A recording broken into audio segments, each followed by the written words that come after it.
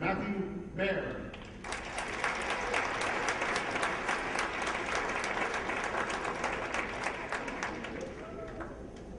Thank you, Wayne. What's up, guys? My name is Matthew Maher, as Mr. Shelton said. I'm 25 years old. I'm from Cape May Courthouse, New Jersey. I'm here to talk to you about where I've been, what I've come from, and that guy that I am today. But more importantly, that your decisions will determine your destiny. What that means is your decisions that you make will determine your future. So where do I start? Well, I'm going to tell you about that guy I was when I was growing up. I grew up in a strong Christian home, had two well-known parents throughout the community. My father was in law enforcement my entire youth and eventually police chief. My mom, she was a stay-at-home mom who was always around. So at a very early age, I learned the difference between right and wrong. And my mother was always there to keep me grounded about those decisions that I had to make. I'm the youngest of 4 boys. I have 3 older brothers.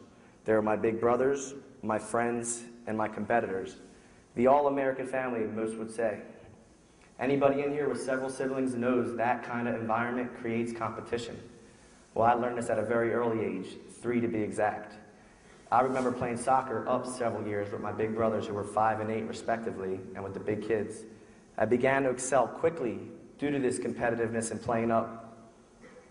When I was 7, 8 years old, I played up with the 10, 11-year-olds. By age 12, I was faced with a decision to leave my local club in Cape May, New Jersey, and go to a different club in Pittsgrove, New Jersey. Now, this decision required a lot of thought. I remember sitting down with my father to make this decision based on what was best for me, my family, and my future. We made that decision because at that time, the Pittsgrove team was one of the best teams on the entire East Coast. Sitting down with my father when I was little was a thing I did a lot. Talk to him about future decisions. But remember, sometimes you don't have that luxury. Sometimes you don't have your friends. Sometimes it's just you that has to make that decision. Well, after 2 years, when I was 12 years old of being in Pittsgrove, we sat down again and decided I should move on to a different club, South Jersey Barons, known today as the Ocean City Barons, because the decision that I would make at those times would determine my destiny. Also at this time, from the ages 12 to 16, I was one of 22 members chosen to represent the state of New Jersey in the Olympic Development Program. What that means is I was one of 22 members to represent New Jersey, travel all across the East Coast, and play against other teams, from Maine down to Virginia. At this point in my life, I'm making decisions based on my soccer goals, what was best for me and my soccer future.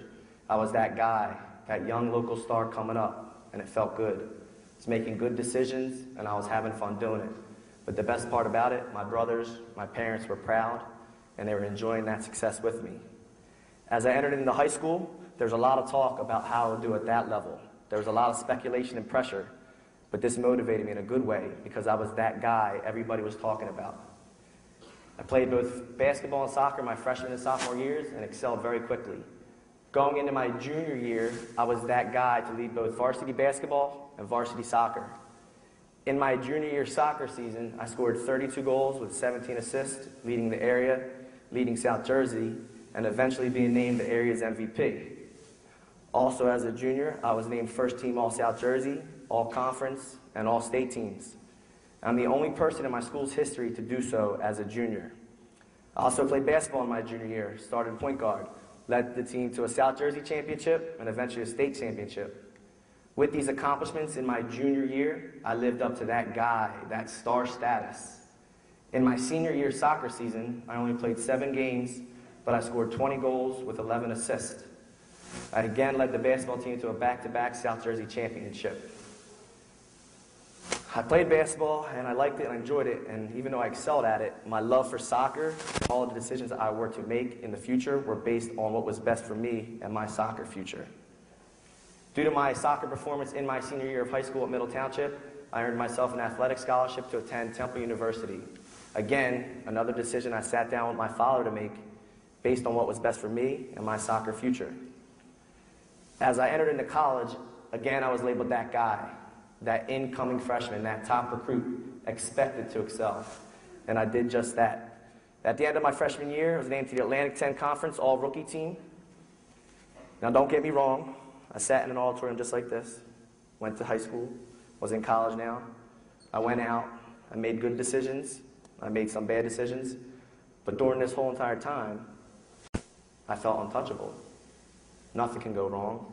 What could happen? I was that guy walking around on campus. All of the decisions I made up until this point in my life were based on my soccer accomplishments and that guy status, playing only because it made me look good.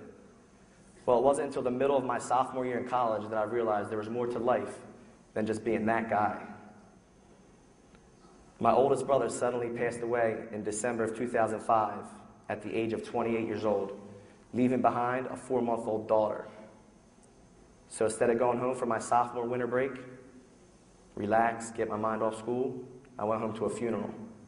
Went home to a family in grief. For the next several months, I found myself contemplating what was I doing this entire time? Why was I in school? What really mattered?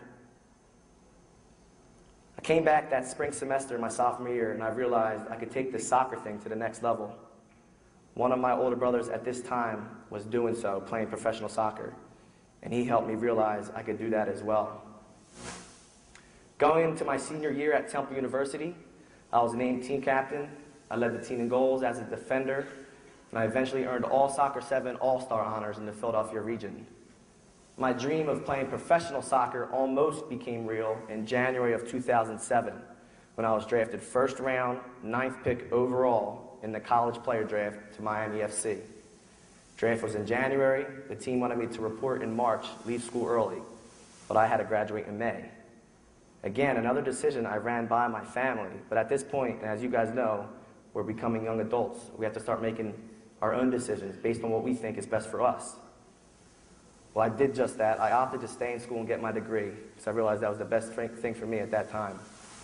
After graduation in May of 2007, I traveled down to North Carolina where my older brother was playing professional soccer. Decided to go down there, stay with him for a few days, get my mind off school. I got my degree now. Just see what it was like, maybe play with the professional team, get my feet wet. Well, after a few days of doing this, I earned myself my own professional contract, signing on that dotted line. Talk about my dream coming true. Playing professional soccer, I got my degree from Temple University, and best of all, I'm playing on the exact same team as my older brother. Parents, family, couldn't be prouder.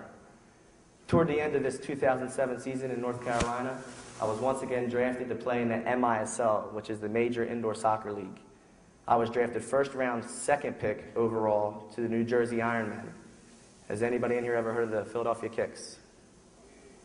Well, that's the exact same league that I was drafted to. Going home as a professional soccer player at this time, I was that guy in the community, coming home, played on national television several times in front of thousands. Kids wanted my autograph when I went places. Parents were calling me up and inviting me to their kids' birthday parties. This was an unbelievable feeling. I began this 2008 season again with the New Jersey Ironmen, starting my 2nd year as a professional athlete. In January of 2009, I made the move to the Philadelphia Kicks, rejoining my older brother for the 2nd time on the same team. Now, I'm not telling you, and I did not just tell you all that stuff to toot my own horn.